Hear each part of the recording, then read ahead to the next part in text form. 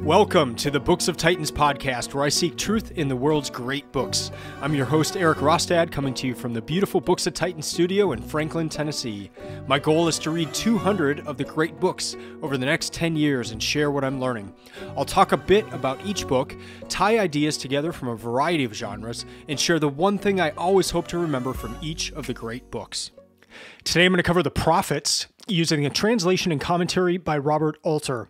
This is one of three parts of the Old Testament, or the Hebrew Bible, and this is book 2 for my 2024 reading list. Well, I've made a plan to start each year by just reading straight through the Bible. I choose a different translation, a different version. It's just something I want to do, and as I'm going through the great books, I just want to start each year off reading through the Bible, and then I like actually seeing if there are references to the Bible, or if the Bible was impacted by some of the earlier great books. I'm curious on that end, and so that's why I've made it a part of this project to start each year with the Bible. So the version I'm using this year of the Old Testament is the one by Robert Alter, where he not only does the translation, but also has a commentary within there. So on most pages of this version, the footnotes at the bottom that make up the commentary are actually larger on the page than the actual text. And so I am not reading all of the commentary. I am reading the entire Bible, but I'm not reading all of Robert Alter's commentary. But what I am doing is referencing it where I have questions, or I'm just kind of curious about something that is written, or just not understanding it. I'll glance at those at the commentary.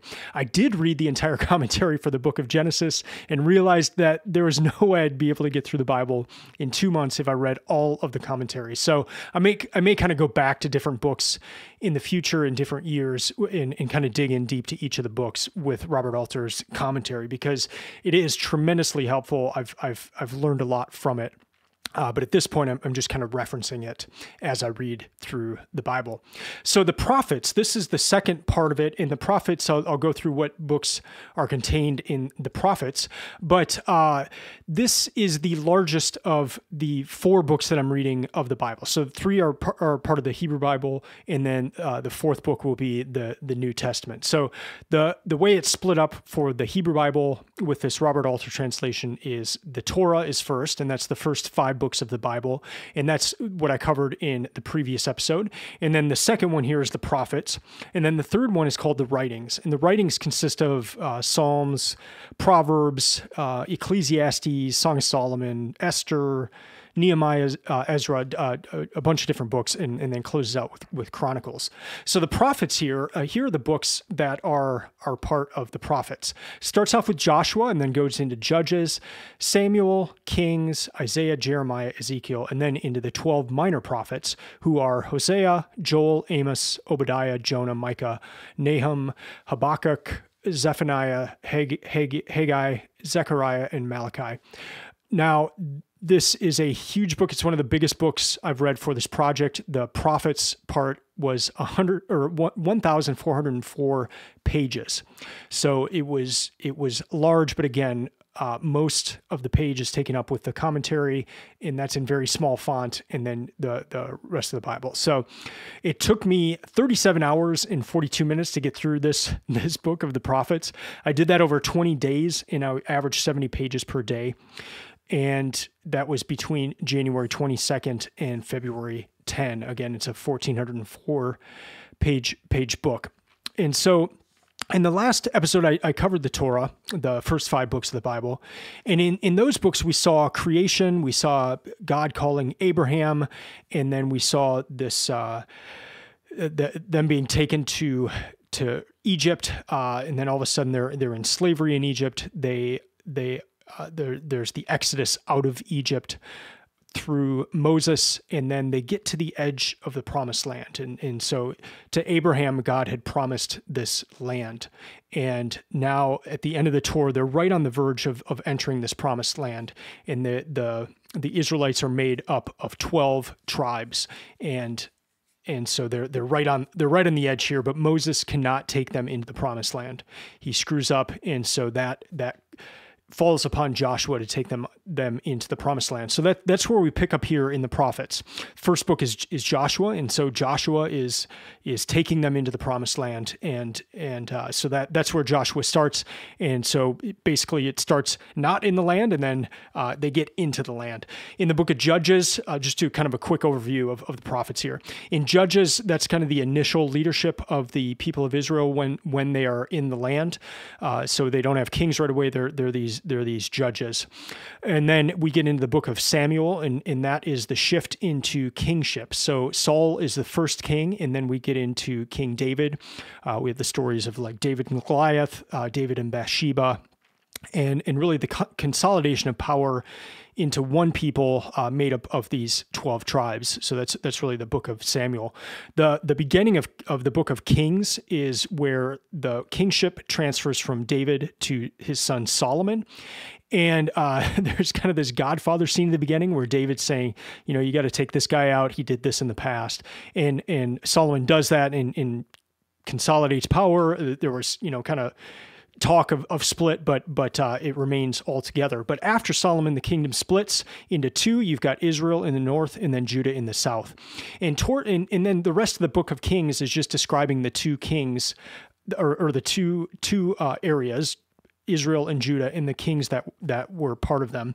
And so it's just a book of then this person was king, and then this person was king, and then there is a moral judgment on each of the kings of whether they were a good or a bad king. And in Israel, all of the kings were bad. There was not a single good king in Israel. And Judah kind of had a mixed bag, so some of the kings were good, some of the kings were bad.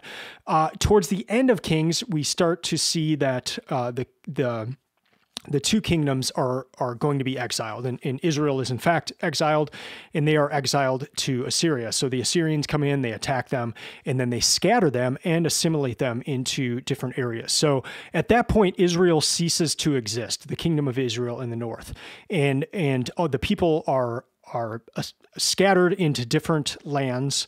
The Assyrians did this. This was kind of the way they operated. And then not only that, but the Assyrians brought in other people into that land. So kingdom of Israel is gone by that point.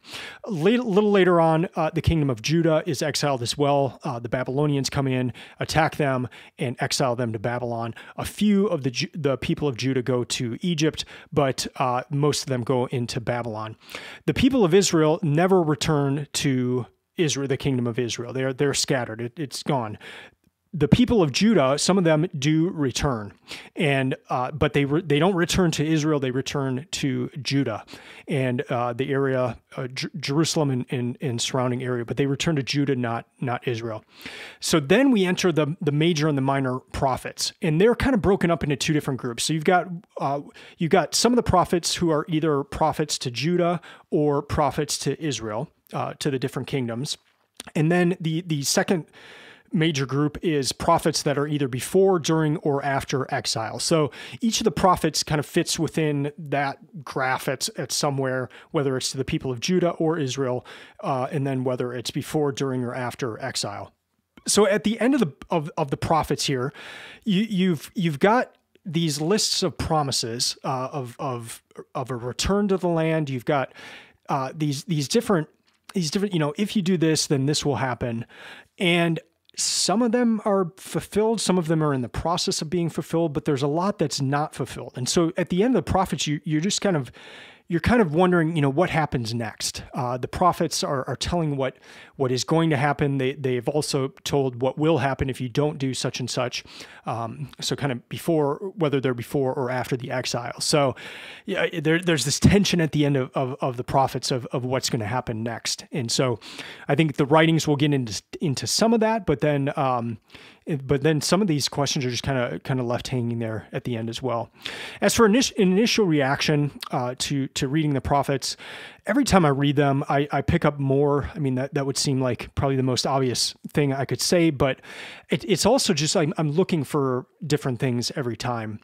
And part of that I covered in the last episode, where just by starting reading in Genesis, something usually pops up and I'm like, I either never noticed that before, or that's really interesting, or I've read other things that kind of help me pinpoint that or think about that.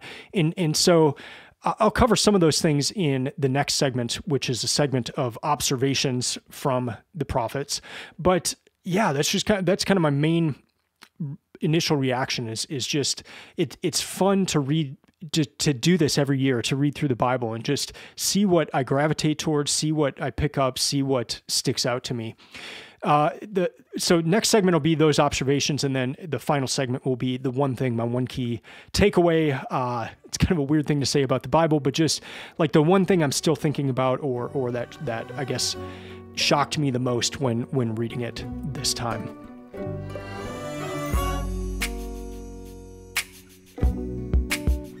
Want to make a quick note here. One of the actual last book I read in 2023 was Paul and the Resurrection of Israel by Dr. Jason A. Staples. And I saw that someone else read that book recently, and they made the statement that there's no going back. You've changed things forever. And that's really how I feel about that book as well. He talks a lot about the distinction between the people of Judah, the people of Israel, and the terms, and how those terms were used in these ancient texts, how they were used in texts around this time as well, especially in the Second Temple period. And it truly is. It's one of those books where there's no going back. You've changed things forever. It's changed how I've looked at these terms, how I've looked at the books of the Bible, and how I read them.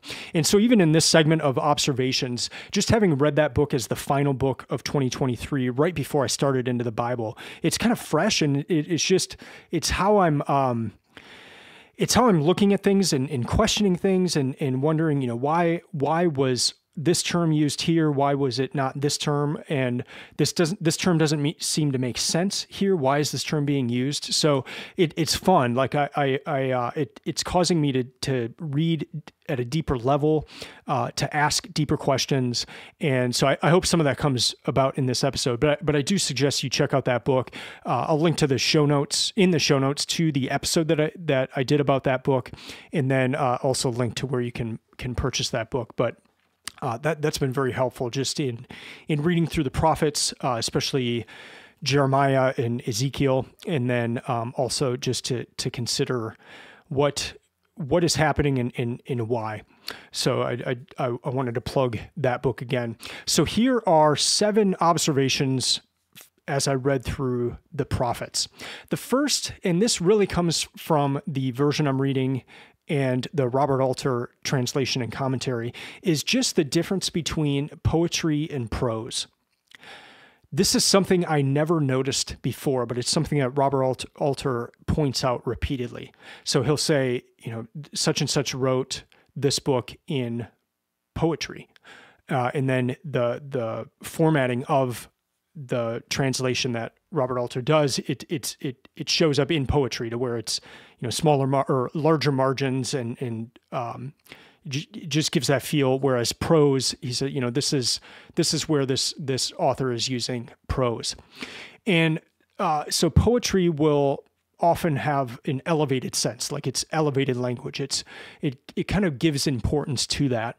Whereas prose might be more of a descriptive text of what's actually happening in this scene. So in the books of like the history, where Kings and Samuel, that's going to be more prose, where you'll have points of poetry in there where perhaps someone is speaking or that kind of a thing, or there's a song or something like that. I'm in book 3 right now of the Hebrew Bible, and I'm currently reading Job. And what's really interesting in Job is that the first 2 chapters are in prose, the very last chapter is in prose, but then everything in between is poetry.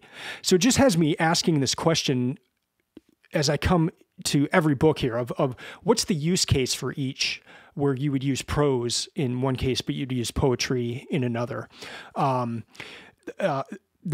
poetry, using poetry, there's a lot of instances where the purpose of that is for memory, to help you remember it easier. Maybe there's kind of a meter to it. Poetry in our sense, in at least in the United States, often has the connotation that it will rhyme. But again, the rhyme is there, and it helps you to remember the poem. A lot of what is in the Hebrew Bible is going to be kind of a parallel, to where they'll make one statement and then the next statement will be an exaggeration or an enhancement of the first statement. So not necessarily rhyming, but that kind of parallelism. But poetry just has this elevated language aspect to it. And so I just find myself, especially as Robert Alter is highlighting each case, to just focus on that. And it's something I've never done before. And so it's just kind of really neat to make that observation and distinction. So that's the first thing on this list here. The second is the land. And this is something I covered in the last episode. What's the deal with the land? The land is promised to Abraham, the land of Israel, the land flowing with milk and honey. But they lose the land. The kingdom of Israel, they're scattered. They're gone. So the land of Israel is no more. But the promise is still there. So what's the deal with that? And this kind of gets into my third thing of just the word forever. There are a lot of promises, and a lot of the promises carry the connotation that they will be a promise forever, whether the sons of David will rule forever, or you'll be in the land forever. There's this promise. And so, but a lot of the things don't last forever. So what's the deal with these promises? Like, why does it say it's forever, but it's not forever, and it goes away? So I think there's kind of two options here. Since some of these promises were based upon a covenant, there's this aspect that there's two parties to that covenant, and they both need to keep their part of it. So if God keeps his part of the covenant, but the people don't, then the covenant is null and void, and there's a penalty for breaking that covenant and all that. So that's one possibility, is that these forever promises don't exist anymore because they're null and void. So that's one option. But the other option is that the promises is still there. It's still meant to occur, but it's meant to occur in the future. And so, again, just another observation. I every time I'm coming across the word forever, or there being a promise that is supposed to be forever, I'm kind of making note of it and writing it in the back of the Bible, and just, what does this mean? Because the land was promised forever. They're not in the land. What's the deal? The fourth thing is, to this day, this term shows up over and over, and it's something I pointed out in the first episode about the Torah, but just this distinction of when the events happened compared to when they were written about. And so a lot of these books were compiled during the Babylonian exile. And what does that mean? Were they pulling from earlier texts and just kind of, copying them down, or were they being composed at that time? Were they being written? And so these are just kind of questions I've had during the reading this time. And I'll get into this more in my one thing. This will tie in really closely, but just, again, an observation, and just to kind of take a step back. When I mean observation, it's kind of like I keep writing these things down in my notes in the Bible. So these are the things that showed up over and over again, and that stuck out to me. I noticed, and oftentimes for the first time. So this in going through the Bible, this was the first time that these things really stuck out to me. Every time I'm coming across them now, I'm making notes of them and that sort of thing. All right, the next thing, number 5 here, is it kind of points back to the way I started this segment in Dr. Jason Staples' book. The terms all Israel and all Judah. So all Judah, that term is not used very much at all. But I'm very fascinated when the term all Israel is used, because it is used quite often, but it's used in the prophets, and it's used after Israel doesn't exist. So what does it mean to say all Israel when 10 of the tribes are scattered and they don't live in the land anymore? What does that mean? Did Judah take their name? And so, like, once Israel's gone, Judah then becomes Israel, and so we just start calling Judah Israel. Is that what happened? Or does all Israel point to a time in the future where all of the 12 tribes will reunite? And if that's the case, how is that going to work? Because they've been scattered. They're not, you can't, get them back. They're not coming back. And especially now, 2,500 years later, what does all Israel mean at this point in time? So again, just kind of, noticing that and wondering, why is the author, why is the prophet, why is this book? Why is it referring to all Israel here, especially after the exile where Israel does not exist? Number 6, I noticed the importance of the founders of the two kingdoms. So you've got the kingdom of David, and that's pretty much consolidated, and then still mostly consolidated during Solomon, but then Solomon dies and the kingdom splits, and you've got Jeroboam and Rehoboam. And Jeroboam is the king of Israel in the north, and then Rehoboam is king of Judah in the south. And they both have a pretty bad start to their reigns, like awful. And so, but with Israel, the kings of Israel, you would have this line that kept showing up of the subsequent kings. They would say they reigned like Jeroboam, and so Jeroboam had set this awful direction, and they followed. It was almost like hard to break from that. Whereas in Judah, you had a mixed bag. So Rehoboam, horrible first leader after the kingdom splits, but there was this term, instead of like in Israel where it would say, and they reigned like Jeroboam, or went in the ways of Jeroboam. In Judah, you had kind of this mixed bag where it would say that some of the kings that were good, they went in the ways of David. And so David kind of is the founder of the kingdom. And so some of the kings went in that way, and they were good kings. And then others didn't, and they were like Rehoboam, and they were bad kings. And I just found that to be really interesting, that the initial leadership and who you looked back to, that set a strong direction for each of the two kingdoms. Israel was never really able to get past that. Judah had both good and bad kings, but again, just it was the initial leadership and the importance of that for direction. Last thing here of observations is number 7. Robert Alter keeps highlighting this he calls it the utopian hope for national restoration. And this is, again, where the exiles are going to return, and they're going to return to the land. And I kind of got this sense that Alter was highlighting it as kind of like, absurd's not the right word, but just like, okay, this is kind of quaint and neat how the prophets they've got this utopian hope that the people are going to come back, but they're scattered, like they're not coming back. But you see this writing, and you see this hope keep coming back. And so it's just kind of interesting. Alter keeps calling it a utopian hope, in that sense of just, this is not going to happen. But, going back to Dr. Jason Staples' book, he talks about how that will happen and how it's expected to happen. And so I just think that's interesting. Again, it's observation. A lot of the times when you're coming across the restoration language, you look down at the footnotes, and Robert Alter calls it the utopian hope for national restoration. So these are the 7 things that really stuck out to me while reading through the prophets this time.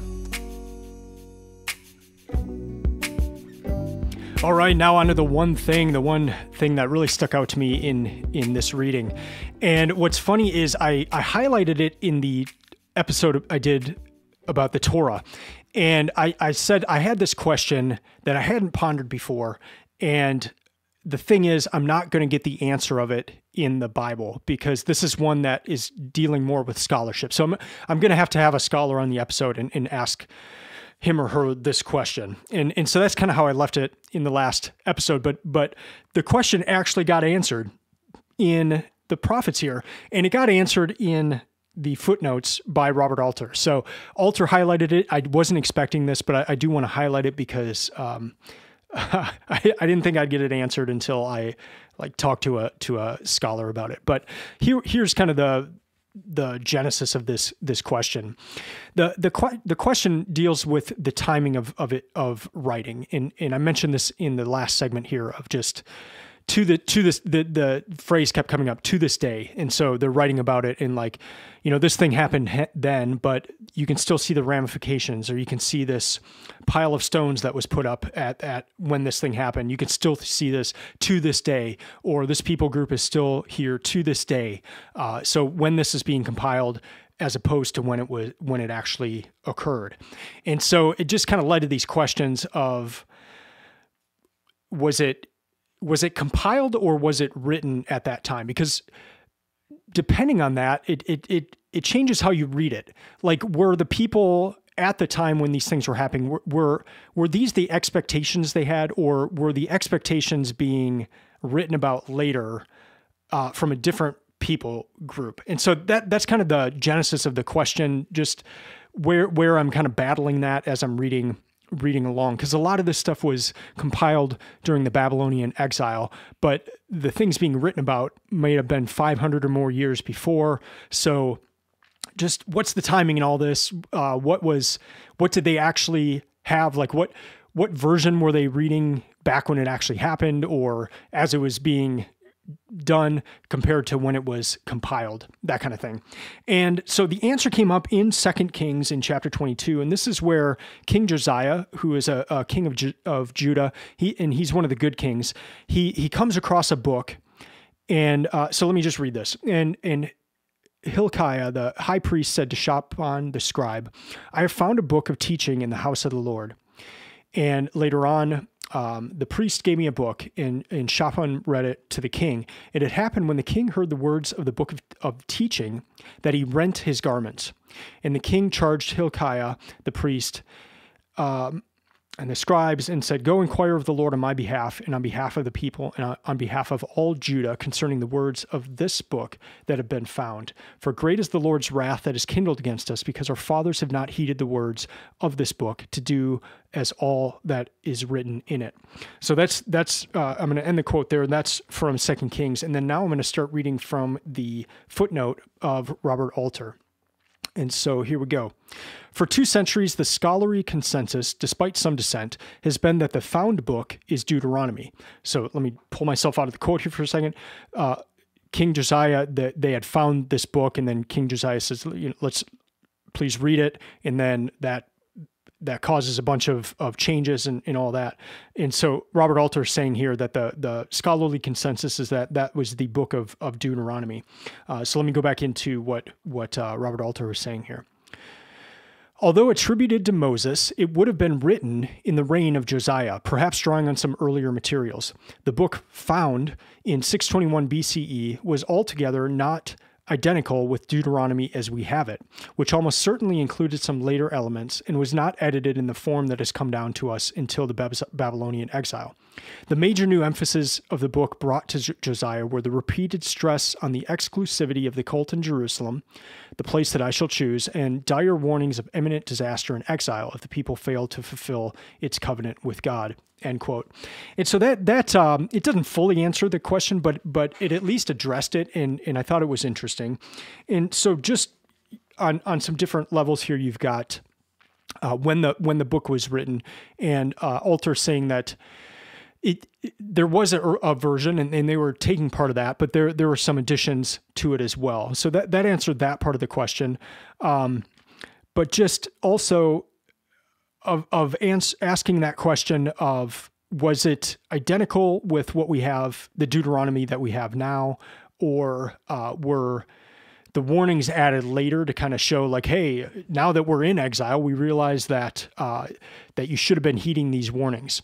And so it gets into it a little bit there. I still will address this with scholars, but I was just happy to see that it was addressed at all, and just kind of helped in that understanding that here Josiah comes across this book. It's probably what we now know of as Deuteronomy. It's not exactly the same. Here are some potential differences to it. I just found that to be really, really fascinating, and that's kind of my one big thing from this book, from the prophets. So to recap, these are really exciting books. If you've never read through the Bible before, Samuel and Kings are just, they're amazing books. I mean, the story, you'll be in rapture just reading these books. The prophets, they can get a little weird. Isaiah for me is always challenging. Jeremiah, I always really enjoy. And then Ezekiel is kind of a mixed bag of I enjoy it, I like it, and then it's also got some weird parts as well. But yeah, just these are really exciting books. If you get a chance, read the Robert Alter translation and commentaries. He's actually sells a lot of these books just in their individual form. So you can get just Samuel, and it's called The David Story. You can just buy that book, and it contains 1st and 2nd Samuel, and then the first 2 chapters of Kings, because that's kind of a full narrative together there. You can just get the Psalms, you can just get Genesis, you can just get the Torah. So there's different ways you can approach this. The version I got is the entire Hebrew Bible, and it's split into the 3 books. But I found it to be very helpful. Robert Alter will highlight different words and say, this word was used here in this book of the Bible. That's why I translated it this way. So just kind of seeing like one person talking about how they translated and the decisions that went into that is really fascinating, and I've learned a lot. The other thing I really appreciate about the Robert Alter commentary is that he highlights a lot of the ancient Near East ideas and other books and how those may have influenced the Bible, or how the Bible may have influenced those. And just with my Great Books project here of reading some of these ancient texts, especially last year in 2023, I've found that to be very fascinating. So just in terms of timing, this is kind of perfect timing for me to get into the Robert Alter translation and commentary. There will be 2 more books. So the one I'm reading right now is the Writings, and that's the final book of the Old Testament. And then I will read a different translation of the New Testament. Robert Alter has not done a translation of the New Testament, so I'll do a different one of that. And I will highlight those in the podcast coming up.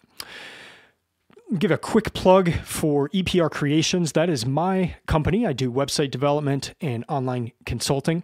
And so Books of Titans is a side project for me.